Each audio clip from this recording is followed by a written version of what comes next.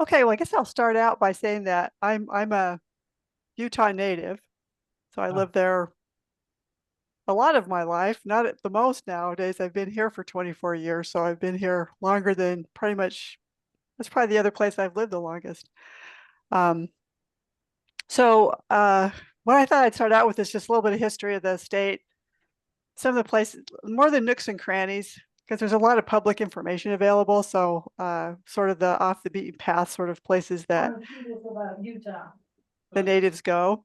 Um, Anyway, life elevated, that's the Utah motto, I guess. It's on everything you get from them practically. So Al and I kind of split it up. Hmm. So I've got kind of the top half of Utah, I don't know, maybe 2/3 of Utah. And he's Okay. got the last part. And then we've got this little corner in the center, kind of Hmm. off to the side that we overlap in, right over in here, right around the Moab area. I'm from Roy, this little town right here on the Great Salt Lake. Um, And we're going to talk about, and I just want to kind of show you a little bit about the way the state is put together. This is Wyoming over here. That's Colorado. Here's Nevada, and down here is Arizona. As you see the mountains on this side, so on the eastern side, kind of from the middle half to the east is very mountainous, a lot of mountain ranges.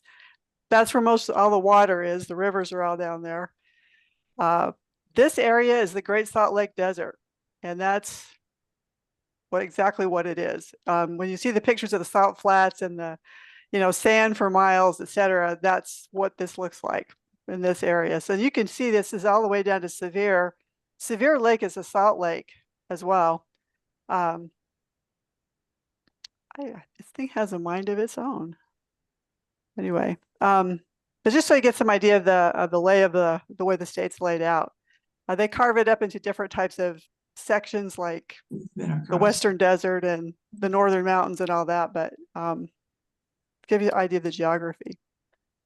The things to know about the state is that it's been inhabited forever, since humans came to this continent.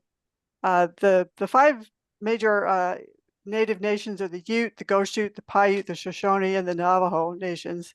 Not all of them have reservations.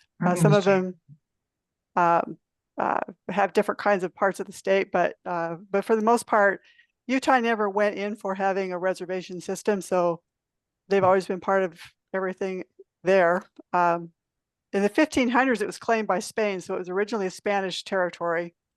Eventually became part of Mexico, so a very long time of Hispanic heritage there.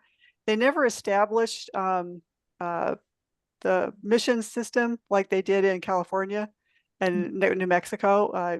As you can see, the desert and the mountains, nobody really wanted to go there. The two people who did, a couple of Jesuit priests, Escalante and LaSalle, they surveyed Utah years, back 500 years ago, I guess. So you'll see a lot of things that'll be called LaSalle this and Escalante. The Escalante Grand Ninja staircase is named after him. So that was when it was part of Mexico. 1847 was when the Mormons came to the valley. They established the state of Deseret. July 24th, 1847. It's a state holiday called Pioneer Day now. So they came there because they wanted to be in a place where nobody else wanted and nobody would bother them. And it lasted, I guess, for a little while. They became a territory, United States territory.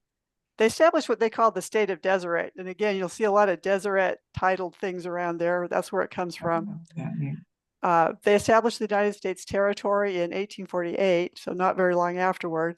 Eventually, it became Utah territory. And at that time, it encompassed pretty much everything from California into Colorado, up into Idaho, and down into Arizona and New Mexico. So it was a big chunk of the western part of the United States. Eventually, they pared it down into the state of Utah in 1896. So we've been a state a little over 100 years, 150 years or so. The physiographic features, as I mentioned, It's called, there's the Rocky Mountains on the western side, the Colorado Plateau, and I'll go back. I think maybe I can go back. This area here is called the Colorado Plateau. And this is the Rocky Mountains area, and then this is what's called the Great Basin. And if you look at the geography of the West, as you go this way across the West, it's what's called a basin and range configuration. So it's a bunch of stair steps till you get down to the coast on California. So that's kind of like the high point of it.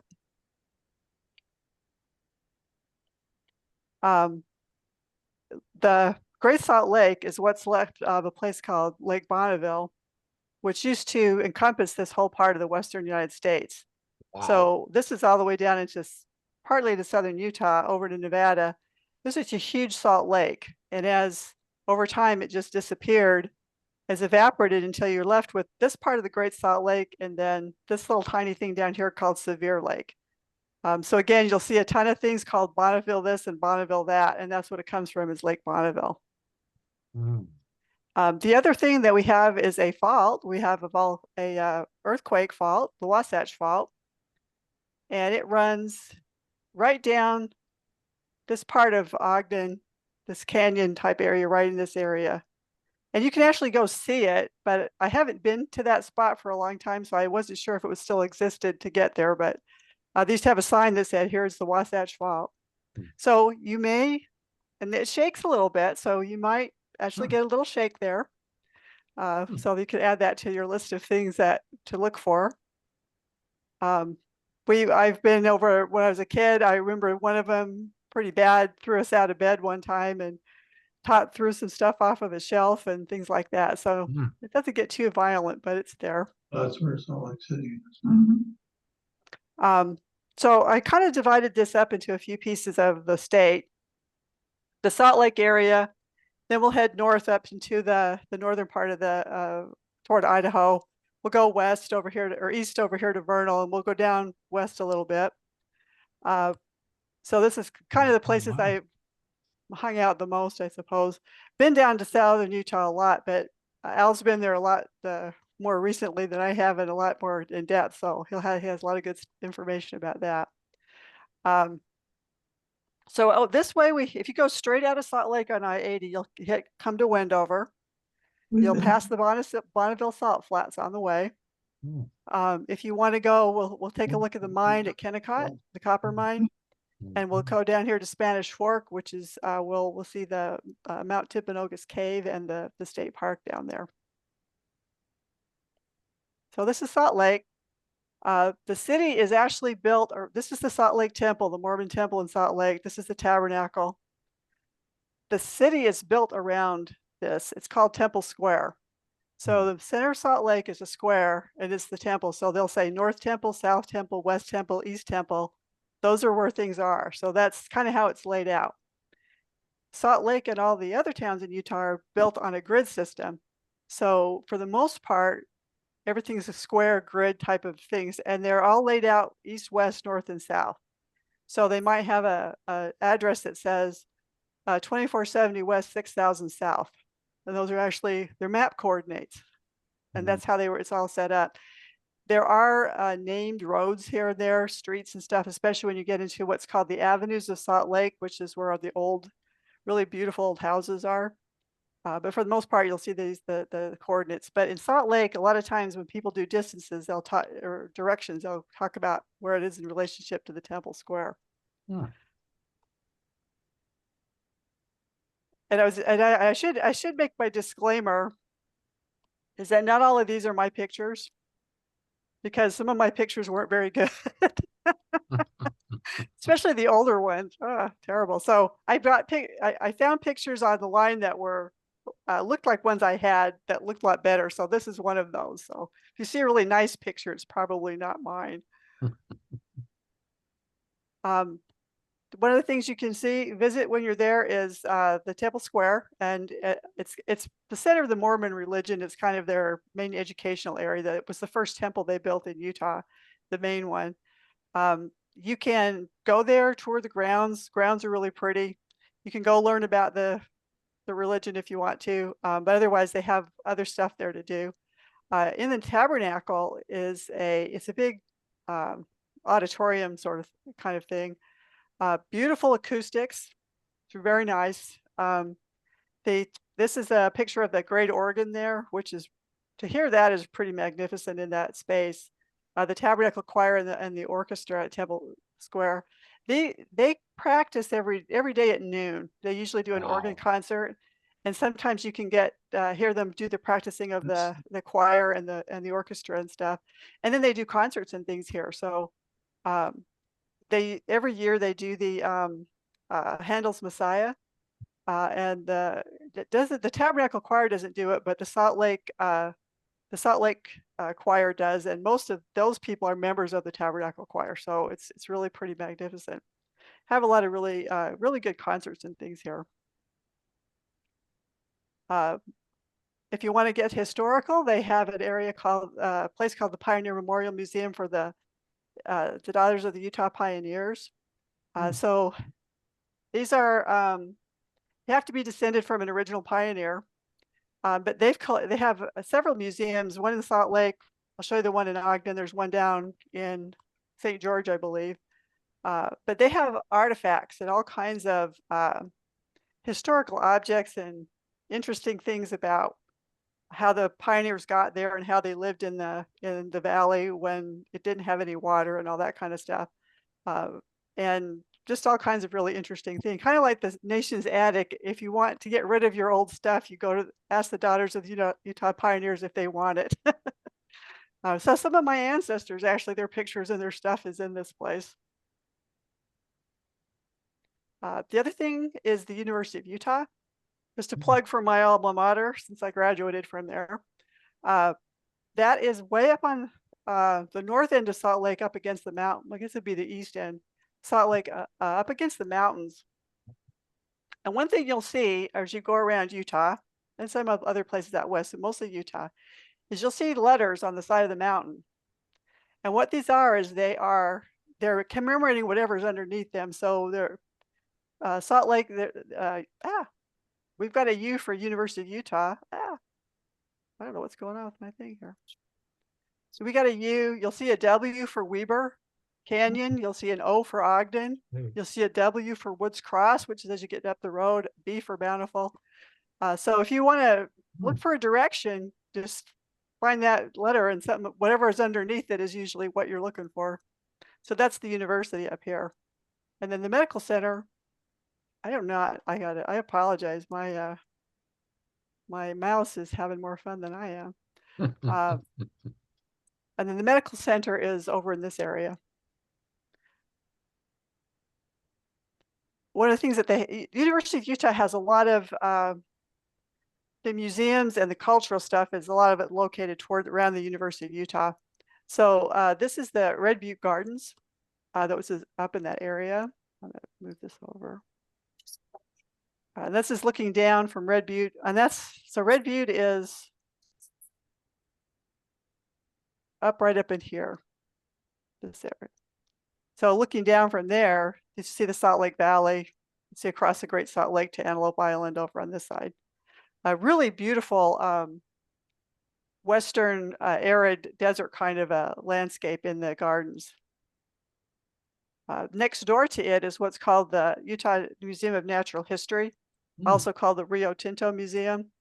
And so when dinosaurs were first being discovered, a lot of dinosaurs were discovered in eastern Utah, and they dug them up, made castings of them, but the real dinosaurs are all over in Carnegie, the Carnegie Museum in Pittsburgh, because he sponsored the work.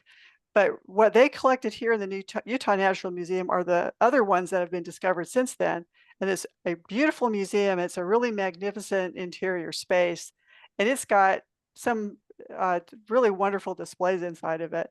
All the pictures I took were so dark you couldn't tell what they were once I got them up on the screen. So I apologize for that. But it's really, really a cool museum. The other thing that the university has is the Utah Museum of Fine Arts. And this is a really amazing place. It's got all kinds of interesting stuff in it. It used to be this building, that little short, little bitty building when I went to school back in the 80s, and now it's this really huge place. It has a large collection of Egyptian artifacts from the 1920s when that was the big time to collect it. It has a huge collection of ceramics. Also, and soup tureens in particular, which is kind of interesting thing to collect if you're into soup tureens. But anyway, it's a lot of fun to spend, and it's a nice place to spend time. It's on the campus is really pretty and very calming and really nice area. Lots of trees for the desert. And last but not least, if you get there during the days of 47, you can go to a rodeo. They're all over the state most of the time, but during the days of 47, that whole week, there will be all kinds of festivals all over the state. And it's kind of interesting. I don't know if you haven't been to a rodeo, they're really interesting. The bravest person in the place, I just don't get this, is the clown. He gets to sit in there while the bulls rush at him and take care of the cowboys. So, but it was a good time. It's fun. I actually prefer the one up in Ogden, and the one in Vernal is very nice, but that's just my opinion. Other things you can do is you can go to the Great Salt Lake State Park, where you can, in fact, float on the water if you want to. The problem is that you might have to walk out pretty far to get there because the lake's pretty dry, depending on where the water level is and the salinity. But that used to be a big thing. And at home, we call these people tourists because if you've ever done it, it's not something you ever really want to do again. Because you will come out salt encrusted. Not for me. The good thing is they have showers.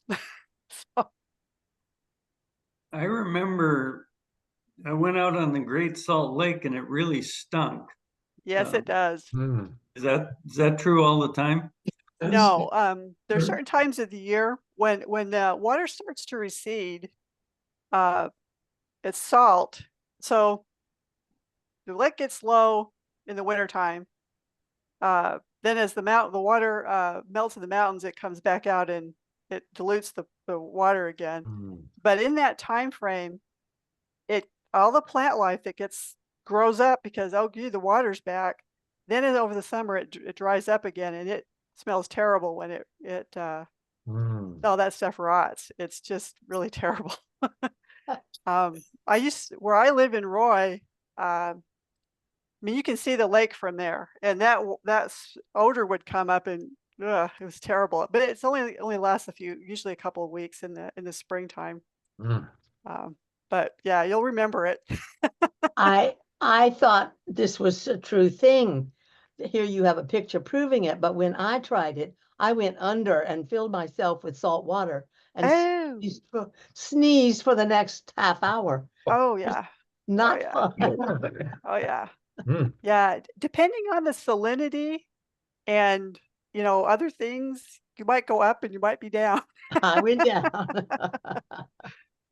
Yeah, I just remember it. I got out and all I wanted to do was get a shower, man. It was just horrible. Another thing you can do is in southern Utah, as you go down, and I'm going to hike back to my my video, my map here, way back. As you're going down south, this part of the area, we'll look at Kennecott for a minute, but Spanish Fork is Mount Timpanogos, and Al's got some nice pictures of that, their hike that they did of the mountain there. But when you get to the top of this quite daunting hike, I can tell you, there's a nice cave, and on a hot day, the best thing in the world is that cave. The only problem is you have to come out and go back down. But this is my son. He's probably at that time, he's 6'2" now, but at that time he was probably 5'8", I would say. So it was kind of a tight squeeze for him. Is that the cave where it seemed like I went to some cave in Utah where I had to climb like 1,000 feet up a path.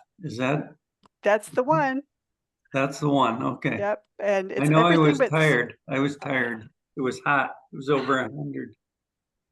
Yeah, it's Wow. 1,000 feet up. the Outside. trail up to Timpanogos is really beautiful area, but it is almost, I mean, I swear there's parts where it's almost straight up. Mm. And it is a not for the faint-hearted to get up there. Down is worse because when you go down and your feet are pointed downward, your calf muscles really take a lot of Oh, it tightened. Mm. wear and tear, and so yeah, it's really nice in the fall. That's when we went, but yeah, summertime it's a really. I've been there. I don't know. I probably hiked it 5 or 6 times, and uh, the fall one was the best. Jan also told me one of her friends, when they did the hike, wore high heels hiking up the Wow. thing. And She wore- coming yeah. down, it was almost impossible. So I thought that added a little humor. We had enough trouble walking in regular tennis shoes, but Yeah. much less walking in high heels. Oh yeah. So don't walk in high heels up to Timpanogos Cave. Yeah. Yeah, she wore her fashion cowboy boots, and that was not a good thing. So, and at the end, she ended up taking them off and walking on the rocks, which was even worse. Mm. But You do that. you know, I have my safety tips at the end, but definitely this is one to pack a lot of water because there's nothing from the time you get on the trail to the cave and then back down. There's nothing, nowhere to buy anything and no way to get anything. So you got to pack it up with you and pack it back down. The first time I went up, it was with his friends with ours. We got all the way up there and the cave was closed. Oh. So make sure the cave is open before you go. But it is a pretty cool cave. It's really interesting. And the views of the valley from it are really nice. No. As we head west, we're going to go to the Baldwin Salt Flats, Sure. which if you're into speed, you've heard about it. And it's exactly what it is the Salt Flats. Miles and miles of red of salt on the way to Wendover. This is me driving the measured mile. So this is when they do the land speed records, they speed over the measured mile. So you can actually drive out to it and do it. And we had a lot of fun because it was a rental car, you know, they can go anywhere. But it's like driving on ice. It's like driving on not when the snow gets really crunchy and kind of crystallized, it's like that. So there's not a lot of control. So those people that are barreling down at 80, 100 miles an hour, I mean, that's a pretty interesting experience. Another place that best gone in the fall and the spring, because in the summertime, this is 114, 115 degree place. So it's, you want to be careful. There's areas that they tell you that are marked to go into, and you don't want to get off of those areas because the Salt Lake is not very far underneath that crust of salt. So there are several of my relatives that are in fire and rescue. They pull people out of these all the time because a car cannot be supported on some of these areas. So, and in particular, when we went there this time, there were 2 or 3 places where there were trucks that had been pulled out recently because people tried it. So it's a lot of fun, though. It was really, really interesting. When you get out to Wendover, as you're headed toward Nevada, you can go around historic Wendover Field, and this is an old was an old military base in World War II, and this is where they trained the Enola Gay crew. Very remote, secret kind of a place, and the climate there is so dry that this hasn't been painted since World War II. When I took this picture, which is like maybe 5 years ago, and everything's just sort of like preserved. And now they've got, I was noticing that since we were there, it was kind of just getting started, but they have another building that they have that's really got a lot of nice, a lot of the displays and information they had in this building are actually in a air-conditioned place now, which would have really been nice when we were there. These buildings haven't been painted since World War II, and it's so dry that they're. So one thing about Wendover, and the reason the Wendover is so important to Utah, is that Wendover, The one right in- across the border in Nevada, in West Wendover, is where you can gamble because it's not legal to gamble in Utah. So this is the first place that you can get to across I-80 where you can gamble. So you'll see buses. I used to laugh because you'd be buses that'd be full of all these old people getting on the bus. They'd go to Wendover and they'd spend the day by the slot machines. So now that I'm one of them, I can go, I guess. But it was pretty interesting. And on the way too, you'll in that area of the Salt Lake, not quite to Wendover, and as you're on the way to the Salt Flats, you'll pass by Antelope Island State Park. This is kind of up in Syracuse, but the park is very large, and you can access it over in Salt Lake as well. But it's across the lake. You have to cross the causeway to the lake, and it's really a nice. There's an old ranch there that they've preserved, and there's quite a lot of really nice scenic type of areas there, access to the water and things like that. The other thing you can do is hike up the valley from Farmington Canyon. This is a view from Farmington Peak of Antelope Island. You can see the city down here. If you go up on to the Utah website, the state of Utah websites, there is a ton of hiking. I mean, Utah is the outdoors, and there's just a ton of hiking trails all along the mountain ridges. There's hiking through Antelope Island. You can hike to the backside of the island. There's all kinds of places to go. And in Farmington, this is part of the Davis County road network to come up to Farmington Canyon. But all through the counties have hiking trails that they maintain. A lot of the cities do. The state has a bunch of things. The Bureau of Land Management has trails. And so if you want to get outside and you want to do anything like that, there's just tons of opportunity. But there are places where, we would just take some road and you just go and you find stuff. You can also up from there. I didn't do Kennecott. What did happen to Kennecott? Wait a minute. Make sure I didn't miss Kennecott. No. I didn't, did I? I don't know what I did with Kennecott. Somewhere in here is Kennecott. Anyway, another little spot that most of the locals know about is called Lagoon, which is a great big amusement park in Bountiful. This was built early 1900s, I think. They started out with their thing. They had swimming pools and they had giant slides. And then they built this huge roller coaster, which when I was a kid, this was all painted white and it was kind of a big thing. It's still there. It's one of the oldest wooden roller coasters in the country that you can still get out of. Rickety old thing, but I have a letter from one of my great grandmother in, I think 1911 or something, that she wrote where she talks about that they went to Lagoon and they rode the roller coaster for the first time, and it was pretty interesting. But that's kind of like I guess it's kind of like maybe bigger than Ohio, I would say, but it's long history of being every kid in the place was a operator over the summer. That's how you made your money for college, was to run the rides at Lagoon.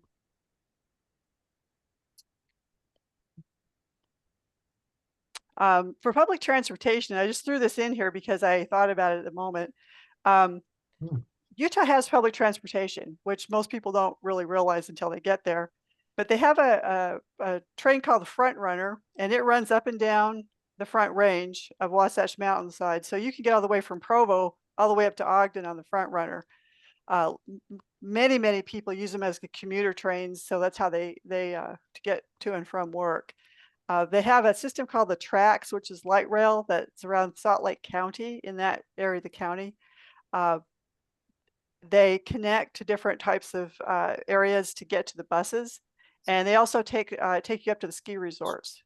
So the idea was to get the traffic off of the roads and not have to maintain it as much. And so they have a lot of different ways to get places. So once you've gotten to the city, there's county services, and then there'll also be city services for some of the more local buses. And then they'll add things as during the summer, if there's like they do during the state fair and all that, they'll add buses and trains. So that's just something to keep in mind if you feel like you want to try that. I can't believe I didn't do Kennecott. I don't know what I did with that. I'm sorry about that. Has anybody heard of Kennecott copper mine? Yes. Okay.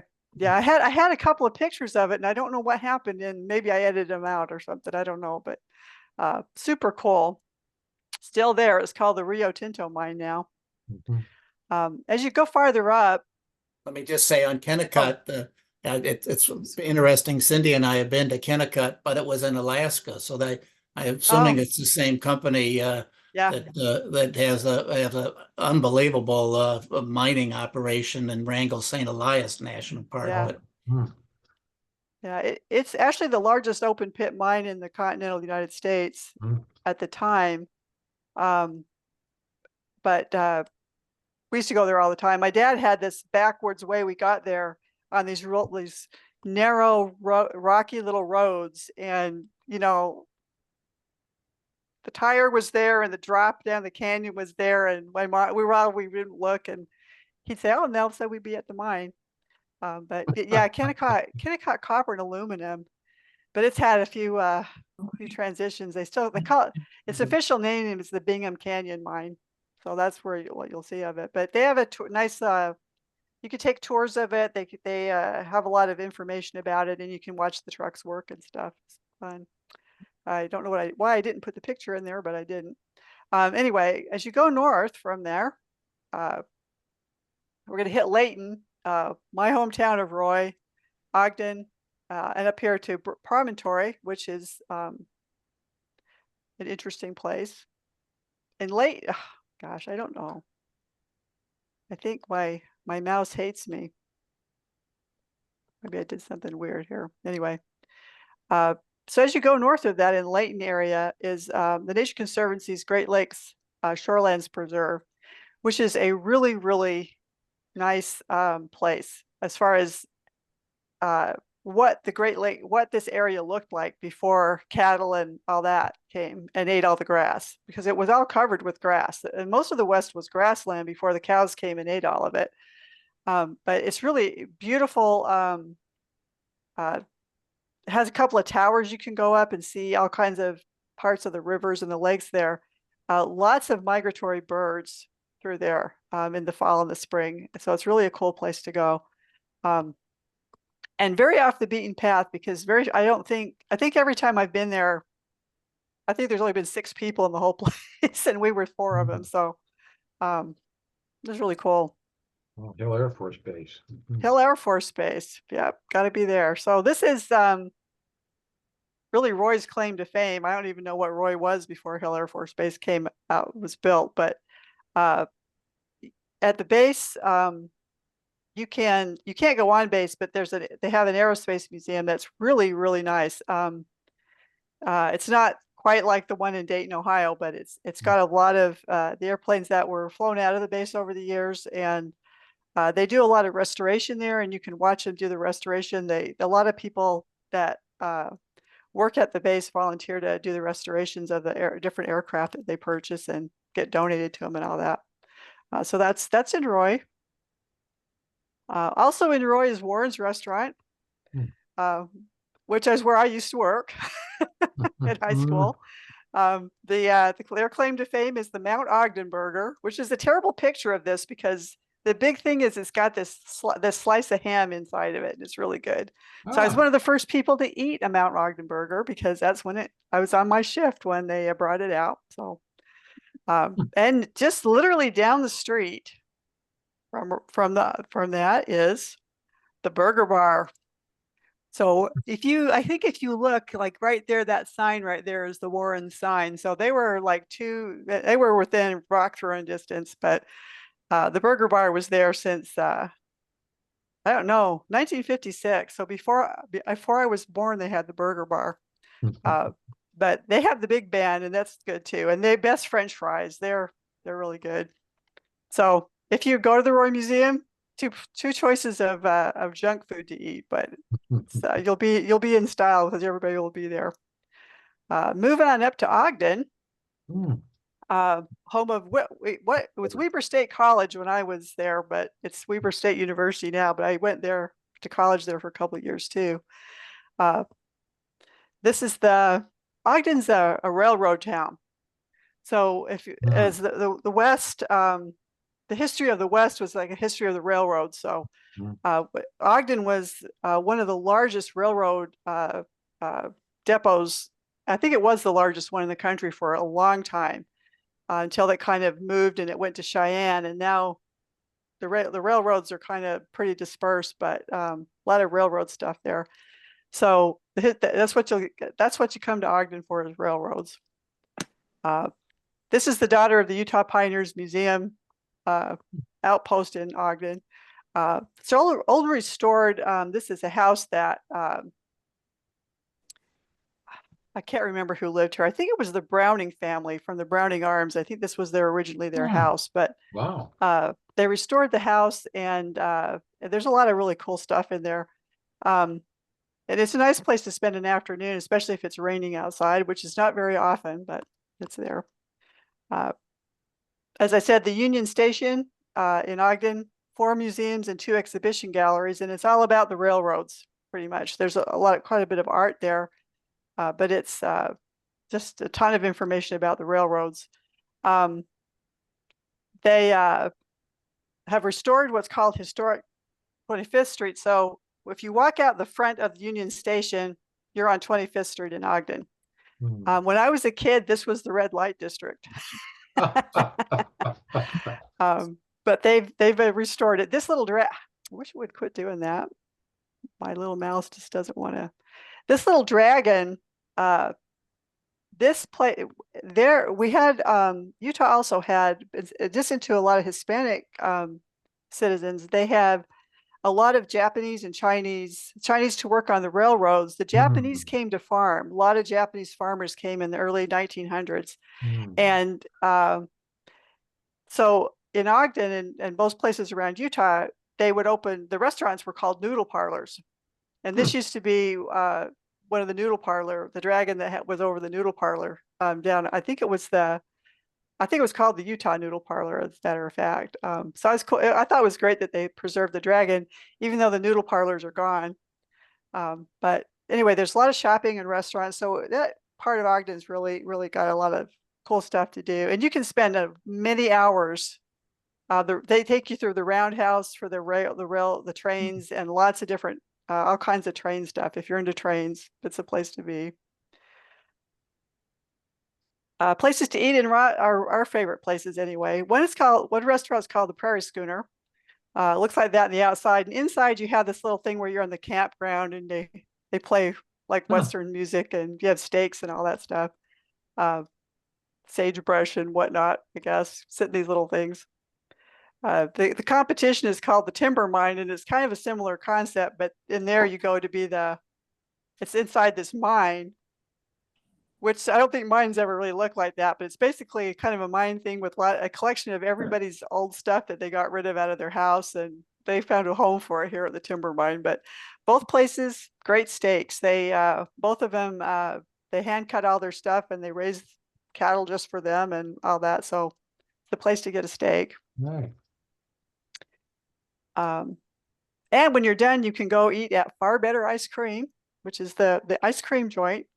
I think this has been around since the dawn of time. I mean, I don't remember a time when it wasn't there, but it's pretty cool place. The story I have about this place is that we lived in Roy. Roy is probably, to get to Far Better Ice Cream from where we lived in Roy was at least a 20-minute drive, but it was the only ice cream you could get to. There was no other ice cream anything around there when I was a kid. And so my dad would say, "Hey, let's go get ice cream." And so we'd pack up and go to Far Better Ice Cream. So it was always has a special place in my heart. As you go up Ogden Canyon, so there's Ogden Canyon and Weber Canyon that kind of come out at the same different sides of Ogden. If you want to twisty, turny, scary canyon, you go up Ogden Canyon. If you want a nice, sedate, pretty canyon, you go up Weber Canyon. Hmm. But I have to put in a plug in for the Rainbow Gardens. This place, when I was a kid, was a swimming pool. It was a huge swimming complex. Ah, And then they added a bowling alley and they had skating. It was a big thing to go there. That kind of folded up and they made it a restaurant and a gift shop. And they've got all kinds of stuff in here. It's just one of those places you wander around and you're like, wow, this is cool. Then you suddenly bought a bunch of stuff and you got to find a place to put it. You can't read on here, but the home of this is the home of the Mormon muffin, which is you'll get those at every table, but they're really good. I don't know what's in them, but they're very tasty. But this is a big thing. But this is Ogden Canyon, and then you can go up the canyon. There's a little ski resort called Snow Basin up there. That was our kind of our backyard ski resort. Not even a ski place. They had some Olympic stuff there, but always fun. There's a nice river walk actually right outside of this area that you can go to as well. Further up is Pineview Reservoir.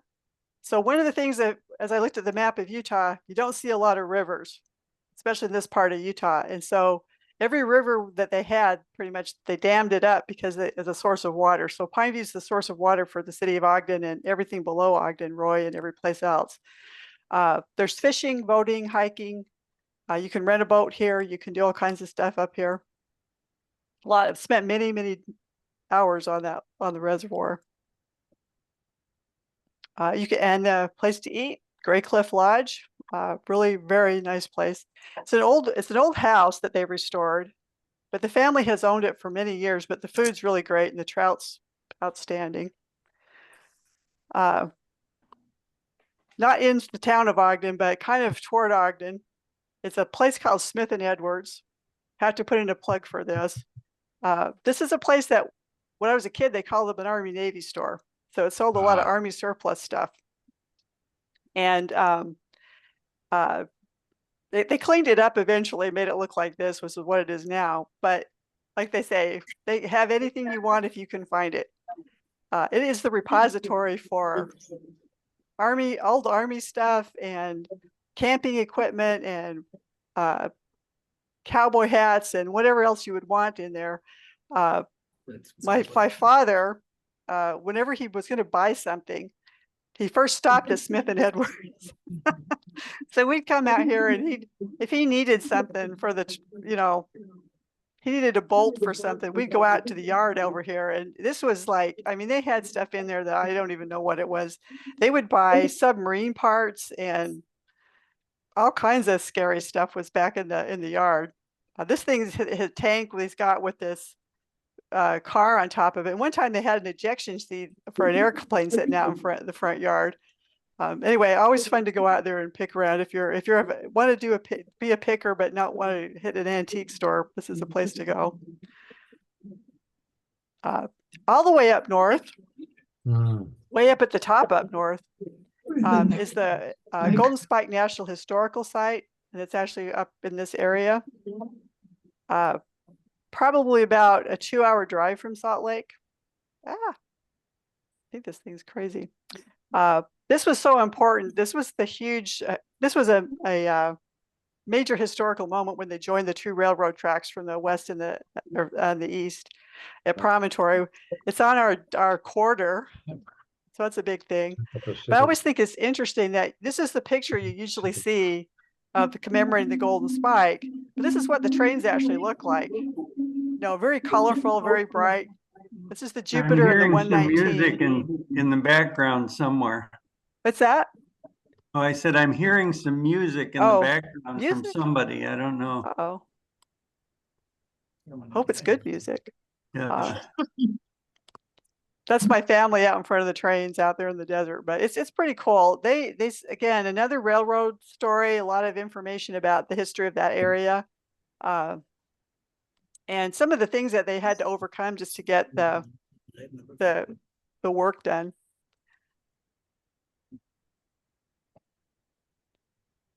Moving on to the east side. Hope I have enough time. I'm encroaching on Al's time, I think. Yeah, I I'm think gonna, we should probably get to Al here pretty soon. yeah, yeah. I warned him that I could start talking. I would never quit. I can get through my slides Okay. fairly He'll speed quick, through. but whenever you're ready. Yeah, I'm getting there. We did that up in, The eastern side, the couple Yeah. things I wanted to mention here are Flaming Gorge Reservoir, which is really nice, and the Uinta Mountains and Vernal. we may have been, Yeah, In Vernal is Dinosaur National Monument. Colonel, I remember that. Yeah. On the way is Heber City, which you can take a train. This is where you can actually ride a train if you're into trains. We used to call it the Heber Creeper. But Vernal is all about dinosaurs. So they have a really nice museum, which is much nicer than it was when I was a kid. And this is where so as I was saying, this is where they took the dinosaurs out of. So they have this is a state park museum, and then they have a national monument here. And this building is where the side of this mountain is, and they're actually still quarrying dinosaurs out of it. Hmm. So you can watch them do that, and you can actually participate if you want to. That was a long time ago. This is where people pick up the Green River, and they go do rafting. The Uintas, Mirror Lake, hiking up in the high Uintas, really nice. Fly fishing at Flaming Gorge, beautiful area, Wyoming. It splits it with Wyoming. Okay. And then I'm going to move to Canyonlands, not very much because Al's going to talk about that, but just wanted to make a point, say about arches. They changed this, and this is true in a lot of places now in the national parks. You have to get a pass, and you have to get a timed entry time, pay a fee and get a timed entry to get into the park. So, and they're all a lot of dark sky parks, Canyonlands, Dead Horse Point. The local eats there is the Moab Diner. Been there since a long time. Little plug for Pando. On the way down in Richfield, the Fish Lake area, this is the largest organism on Earth, are these aspen trees here at Pando. It's 80,000 years old, and there's 40,000 trees in it. Wow. But there are aspen trees all over Utah, and seeing the aspens in the fall with the mountains is really beautiful. So you can kind of see the similar thing, but Pando's the big one. And the Panguitch petroglyphs are in this area. As you're going down to southern Utah, hidden toward Al's country. Please protect yourself and others. Stay home if you're sick. Wash your hands often. Cover cough. What that is. Okay. So my pitch here, though, is about the safety part of it. It's hot, it's dry, it's high. And so one of the things that happens a lot of times is people get off the airplane. They've been in an airplane for a few hours. It's dry in the airplane. They get off the plane and they jump in the car and they drive up to the mountains and they go take a hike. And then somebody finds them unconscious somewhere.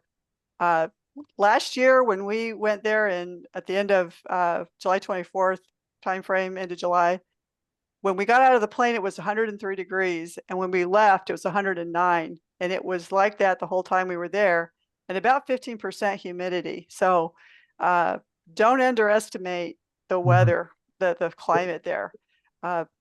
They've already had a couple people die down out there. And I mean, it's,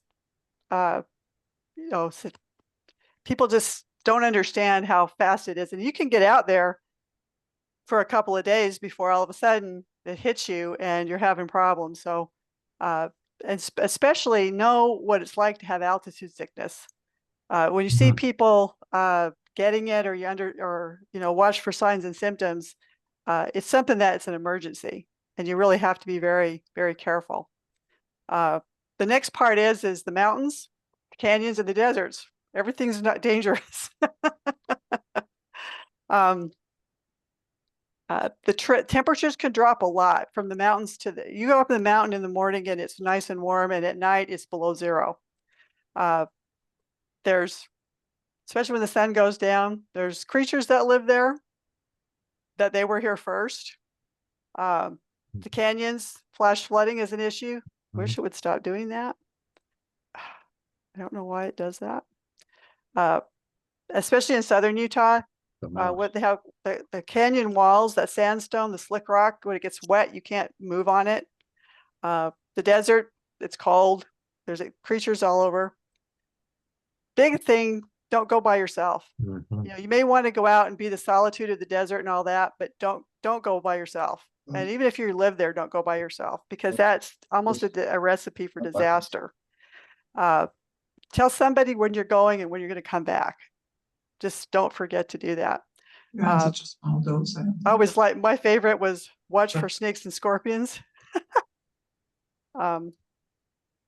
Because you need to do that as well.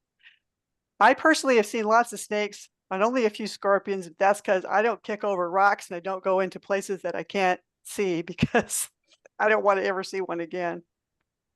The other one is fires, to be really kind of mindful of that, because this fire was caused because a person pulled over to the side of the road in an excavator, and just the heat from his tailpipe set that grass on fire. So as you're driving, you want to pull over the side of the road. You say, oh, gee, I saw something really cool. I want to take a picture of it. Really try not to pull over onto any kind of dry grass or anything, and to be really careful of that. You'll see the smoke and you'll see the burned parts and stuff, but it can just go really quickly. So just to be aware of all of that. And then local good eats, lots of good stuff. Fry sauce, got to have fry sauce.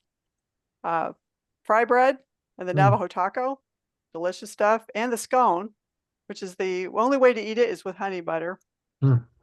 And with that, I think I turn it over to Al. And I know, are we going to do questions after at the end, Al? Do you want to answer? Yeah, let's do questions at the end then. Okay. Yeah, hopefully I didn't. Okay, now what I have to do, unshare. Yeah. There you go. There you go. So that, All well, thanks very much, Jan. Jan lived there, so she really knows Utah. And I'm going to tell you all about it. Cindy and I have visited probably 8-10 times, and it's just one of the most beautiful states in the country. And so I'm going to share my screen right here.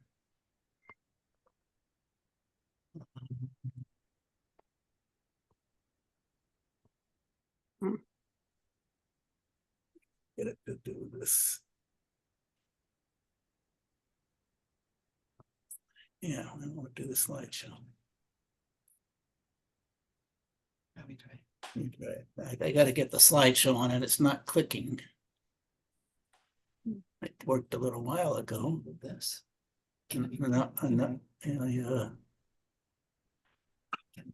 No, because then you won't share the screen. I don't know why it's not clicking. Let me just try it over a little bit further.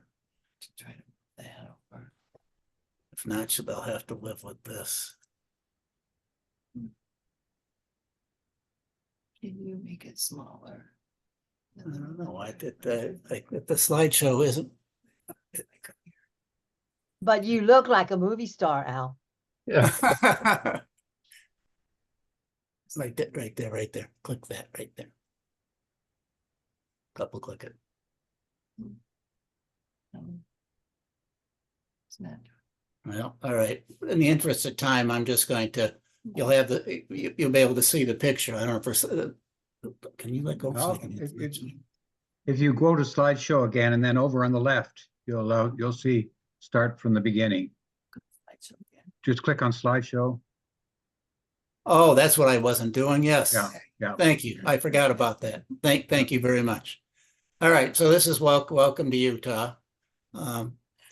And what I'm going to do is take you on a road trip and then some hiking.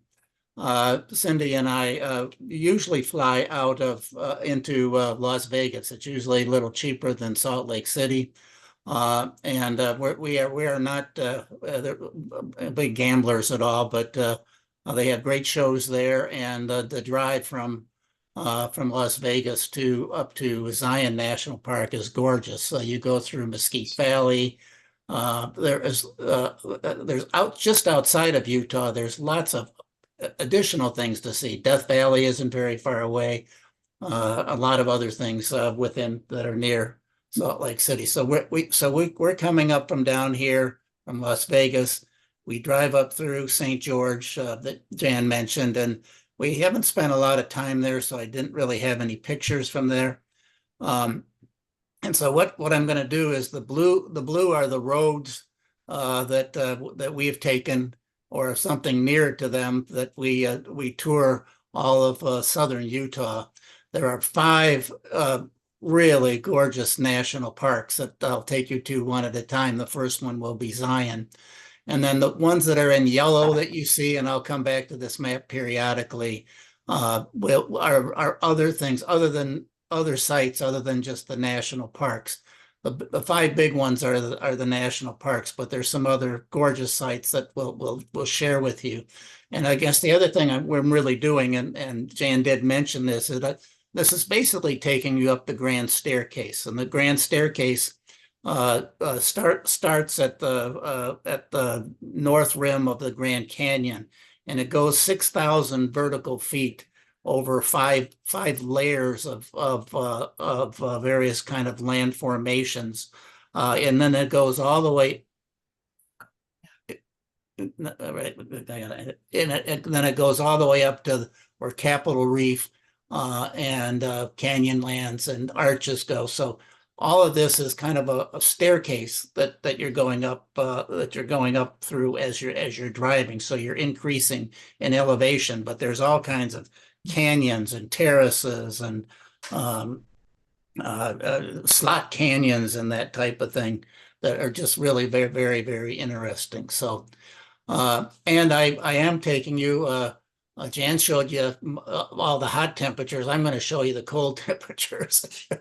Because Cindy and I really, we've been to actually Utah pretty much all seasons, and we've been to Zion in the cold months. And like in the interest of time, I'm going to kind of go through some of these. So we've now entered Zion National Park, and Zion is interesting because it's a park where you're looking up. So you take a road through the park with just dozens of different hiking trails and beautiful scenery like this. It ends up in a slot canyon called the Narrows that I'll show you a picture of. And whereas some of the other canyons, you're looking down from the top, looking down into the canyon. This is one you drive right into the canyon. It is really one of Cindy's. I've been to every national park, and it is certainly within the top 5, if not the top national park in my opinion. I would say within the top 5. They also have many of the national parks have really interesting historical lodges, historic lodges. A lot of them were built by the railroads to bring people out west for tours and to go on the train. And Zion is one of them that has a main lodge and then these cabins, and you can see Cindy outside outside one of the cabins, and it's right any window you look out of, you've got red rock canyons in all directions. Click to the next one. It has lots of hiking trails. Some of them are rather strenuous. Some of them are a little scary. Cindy's pointing at some of them are along very narrow trails where it can be slippery, and so they have put up chains for you to hold on to, because what you're looking at is like 1,000 or 2,000 feet down if you should happen to slip. The most extreme one is Angel's Landing, which I did one time. I don't know how I managed to do it, and I would never do it again. But it was and if you were holding on to chains, but periodically you had to let go of chains. But I don't want you to think that Zion is all these extreme hikes. Even if you didn't even get out of the car, the scenery is just absolutely gorgeous. And then they do have trails down at the bottom along the river that are relatively flat, and then at all different kind of levels. They've got Angel's Landing at the extreme. They've got ones where you can get the thrill of and this is the Weeping Wall. I mean, so this is this you can see from the parking lot. And it's a kind of it isn't a waterfall. It's just there's water running down there. This is winter, as you can see that there's ice on the trees, so you're seeing frozen ice along this this weeping wall rock in the canyon. Go ahead. Again, I'm going to show you lots of rocks, very big rocks with just all kinds of just beautiful colors. I mean, this is just in all directions. Keep going and then again, lots of red rocks, and then all of a sudden you've got this. This is at the top of one of the tunnels that we went to. That's all white sandstone of some sort. I'm not sure I have the names of the rocks right. Keep going. This is a blurry picture, but I did want to, and I didn't turn it sideways. I didn't turn it the correct way, but you will see mountain goats is my only reason for I didn't have a better picture than that, but I just wanted to point out some of the wildlife that you might see on some of your hikes. This is the Virgin River that you hike across to when you take to get to several trails, one of which is the Angel's Landing trails. Angel's Landing is right up there, and yeah, it's one. I think it's that one right there where Cindy's got the arrow. It's narrow pathways, lots of stairs. It's pretty much an all-day type of thing to get up there. You need to start early in the morning, and this is another hike that we took to Observation Point. It was probably a longer trail than Angel's Landing, and not quite as scary until you kind of get at the edge at the very top. So now this gives you a good view of what Zion Canyon is like. So that there's a road that goes down through that canyon, and you get to look up at these these gorgeous rocks in all directions. And this was a long hike that we took. I forgot how many miles it was. It was 8-10 miles long both ways. Then I mentioned that at the end of the canyon, there's a slot canyon that goes, I don't know, 10 miles or something like that. And in warmer months, you can hike this canyon. A very, very narrow slot canyon with rock walls going up 3,000 feet on both sides. I think we have another. Yeah, well, here we are. Oh yeah. Some of these pictures are a little old. Cindy and I still look this young as we did back then. So this is us, and Cindy wants me to tell you she did not wet her pants. This is because you're walking and you never know when you're going to go into a hole in the water that you'll go up to your waist on it. If you get a chance, and you can see some of the people there walking along the edges, it is just a spectacular hike. And like I said, you can go for 10 miles if you want to. It's really gorgeous. So keep going. It's got tunnels. This is now the tunnel that we're leaving Zion to head up eventually towards Bryce Canyon.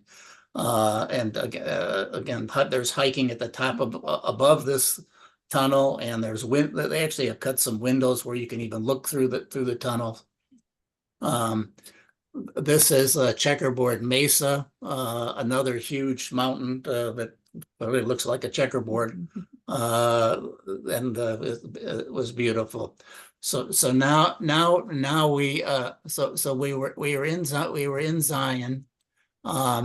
And we're going to actually drop down a little bit before you head up to Bryce Canyon, which is up here.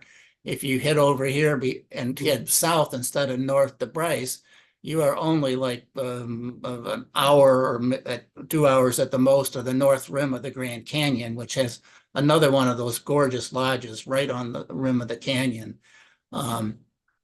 There is then you've also got in yellow here is the coral pink sand dunes, and I didn't find any pictures of that, but it's certainly worth some hiking in these beautiful pink sand dunes. So go on to the next picture. Oh yeah, I forgot. I should have probably put this one in earlier in Mesquite, so not too far from that area, just It's on the border between, it's in Nevada, but it's in the border between Utah and Nevada. There is some absolutely gorgeous golf courses. I don't know if any of you are golfers or not, but even if you're not a golfer, take a golf cart and go drive around this golf course that they built throughout these canyons. We did play this Cindy and I played this Wolf Creek golf course, and it was getting dark. They actually had to come out and find us because we didn't want to. We were still hitting the golf ball when it was dark, and they said we had to leave. Other interesting things in Utah that you'll find is ranches and various Mormon settlements. This is Pipe Springs, and it's a ranch that you can tour. So it is a national park site. The next picture I think is the inside of it's more like kind of like a fort, but it's a fortification that the Mormons and settlers in the areas used. So now that was all just a little bit south of Zion, and now we're turning north, and we're gonna go up to Bryce Canyon. But I will mention that there is another national monument called Cedar Breaks. I didn't want to take time to show you more pictures of that, but it's another one with some gorgeous scenery and hiking. If you're coming up and stay on the expressway, you'll go by it, so you can enter it from the west, or you can come from, or if you have some time, go over there. I've been there once, and I didn't have a lot of pictures of it, but another gorgeous area. Now we're entering Bryce Canyon, which is a canyon where you're looking down. So Zion you're at the bottom looking up. Bryce, you're at the top looking down. Go ahead.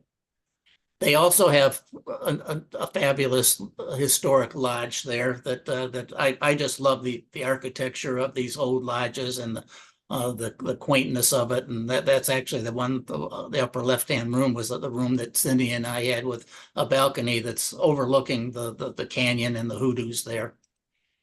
So as you probably know, you probably heard, Bryce Canyon is filled with what they call hoodoos.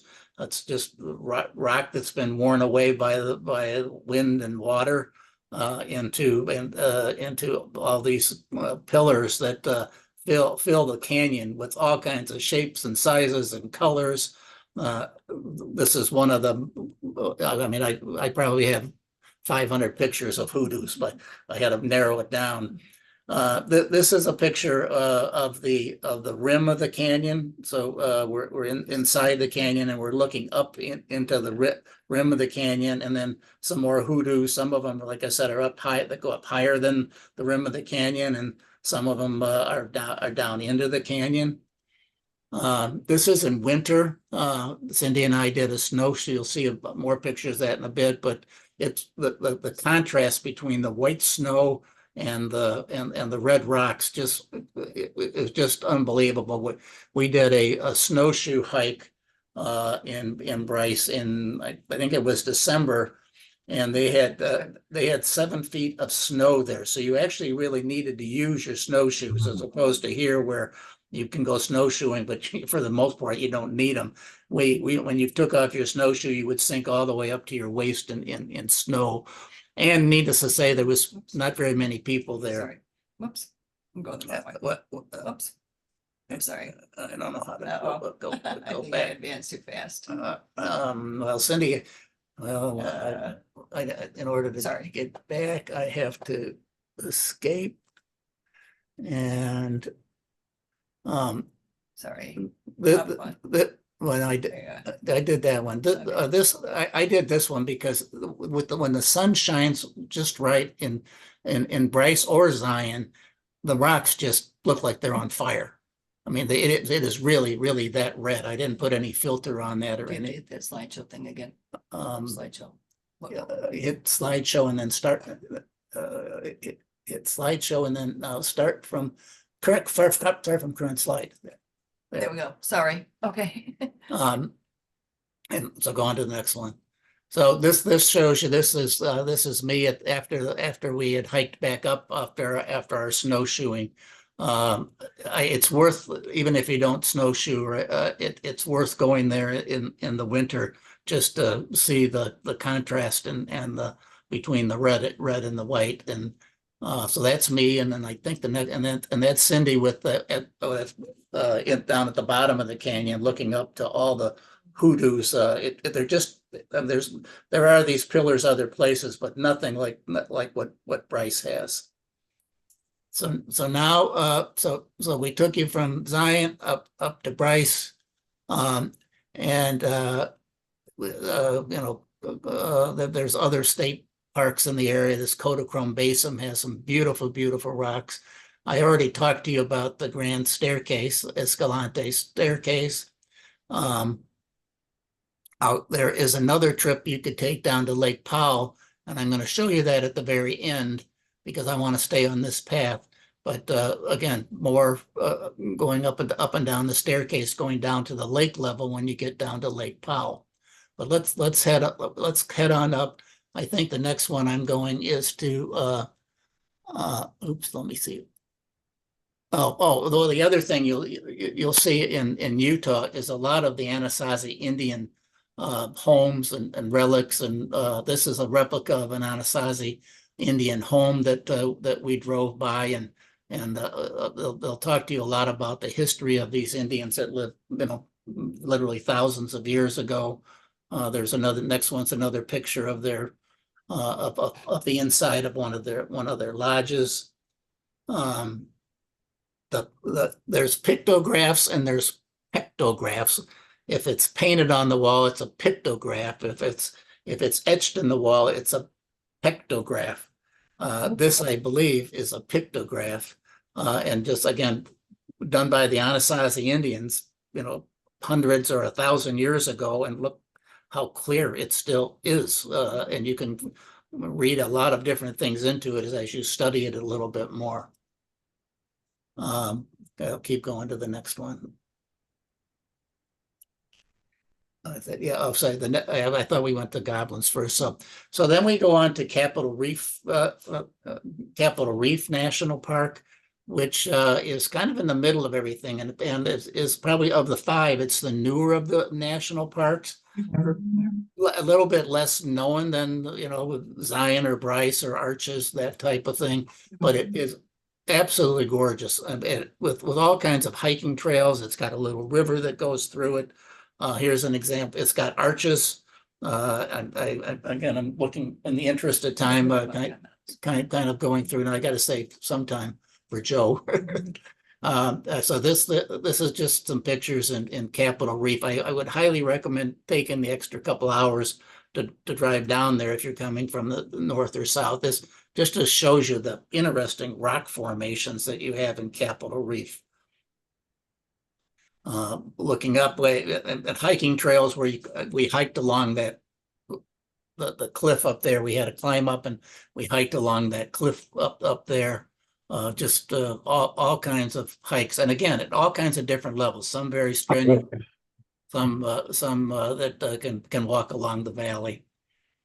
Some these are pictographs because they're etched into the wall. So I mean, you just find these throughout Utah, and you're on a trail, and sometimes they're not even pointed out or marked. They're just there for you to explore. Another beautiful red rock wall that you'll see again walking across the river on one of our trails. So now from Capitol Reef, we're going to go up to well, first I'm going to go to show you Goblin State Park, I think one of the more interesting state parks, and then up to Arches and Canyonlands that are up in this area. So this is Goblin State Park, which if you drove in there, you'd probably name it Goblin State Park by the way you look at it. One more picture, I think, of goblins. That one looks even more like a set of goblins that I think is a very interesting stop along the way. And then up into Canyonlands, Jan did show you a couple pictures on there. Canyonlands is a vast area. You're up at the top of the canyon, but you can go down in the bottom, but you pretty much need a Jeep to do it. You can do some hiking down below, but this shows you that's a road that the Jeeps take down into the canyon. Cindy and I have not done that. We just kind of have always run out of time. But the people that I've heard that have taken it, just it takes you into some spectacular scenery down at the bottom of the canyon. This is another picture of the roads going down into Canyonlands National Park. Arches, again, is also another one of our favorites. That's one reason why we don't get to Canyonlands. We spend so much time at Arches. There's dozens of these arches, more than any place else in the world. This is Delicate Arch. It's on the license plate of Utah, or at least it has been. Cindy and I hiked there, and when it was like 95 degrees, but not, can I tell them that Cindy tipped over? We had 2 big water bottles. Cindy tipped one of them over on our hike out there, and we were sweating it literally on the way back.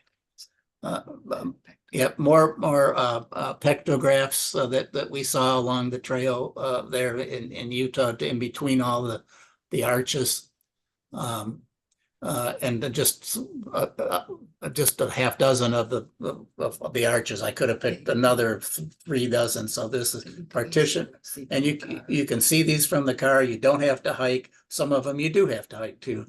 All different sizes and shapes.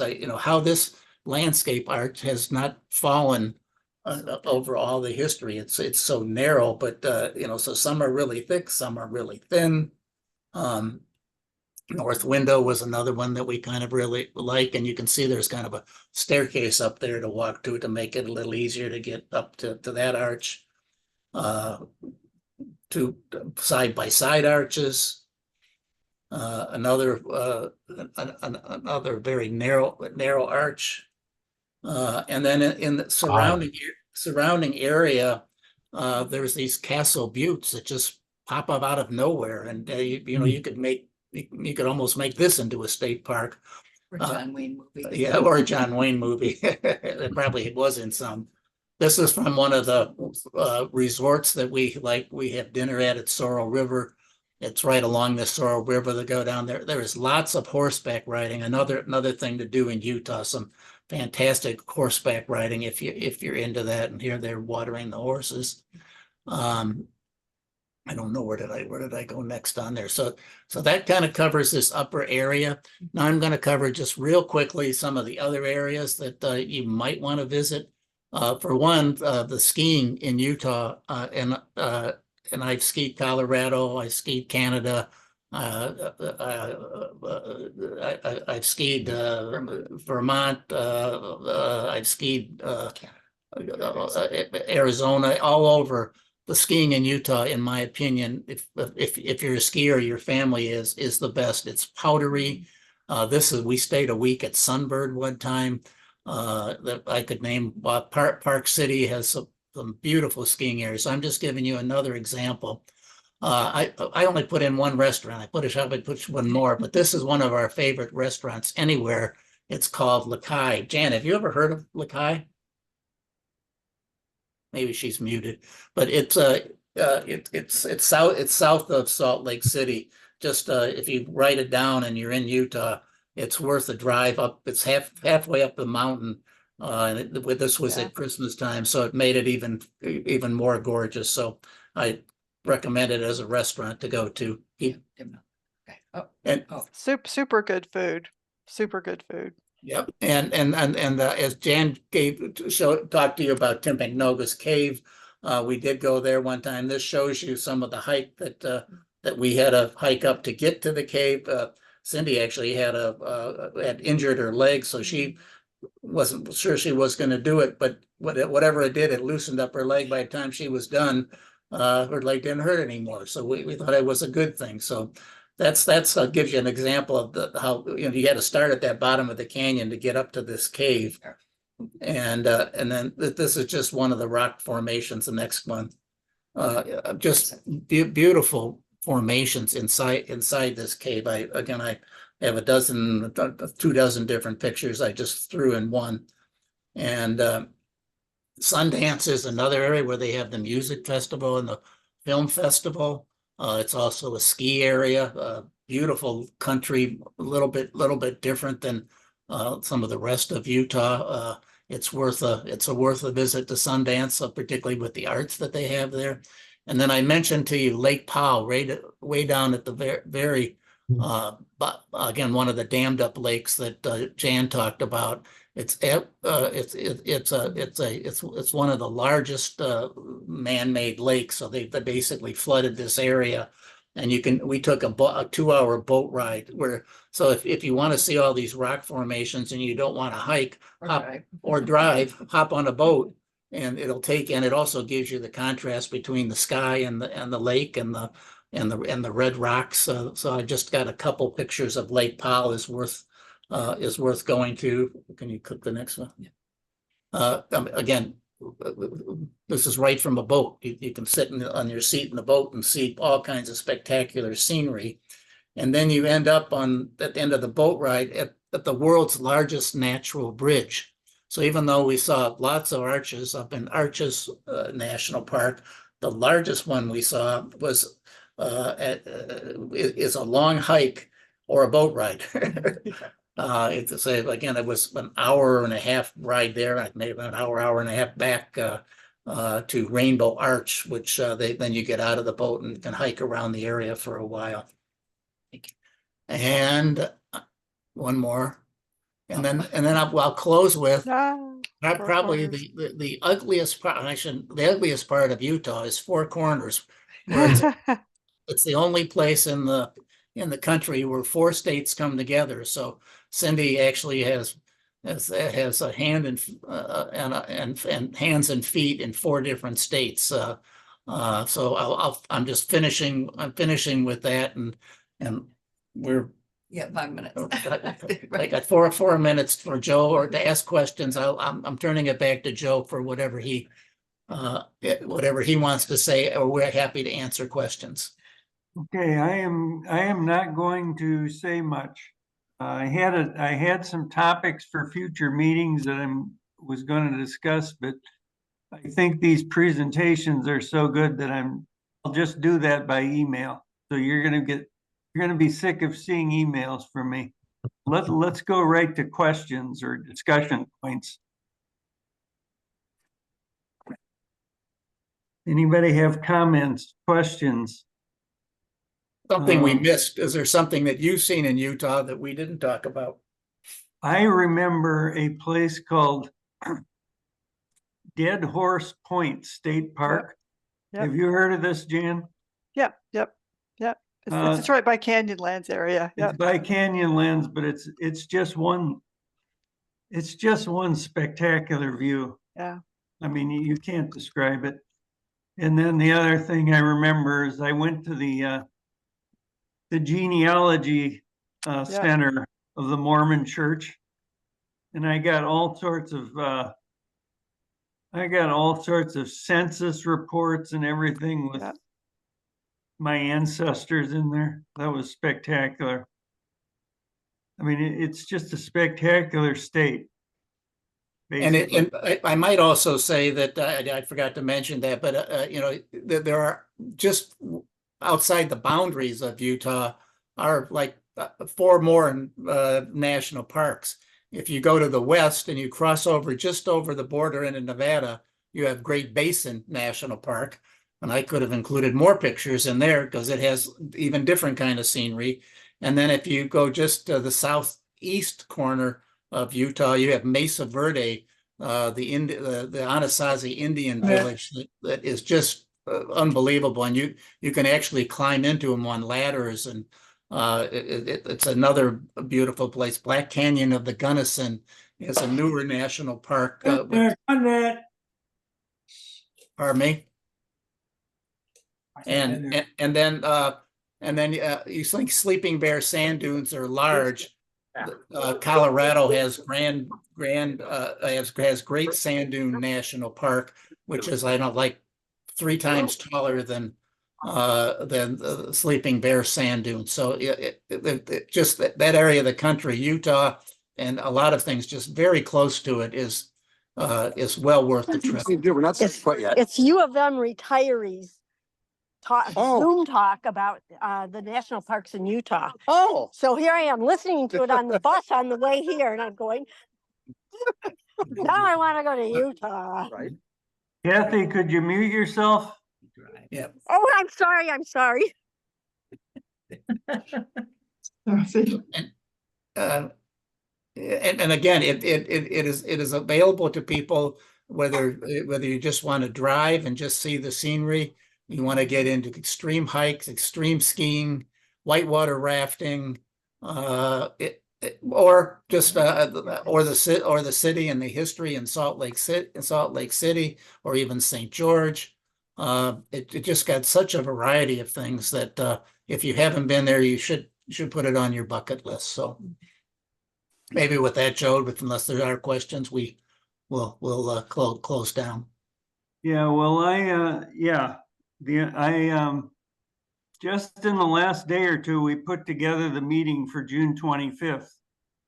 We're gonna have Dave Cluck and Susan Shields talk about Peru, travels in Peru. Ooh. So I think that'll be very interesting. I was gonna suggest, I'm gonna leave the meeting. I think the meeting's over, but if you guys want to stay on the line, it's fine with me. I mean, but I'm gonna have to leave, so. And I'm going to stop the recording now.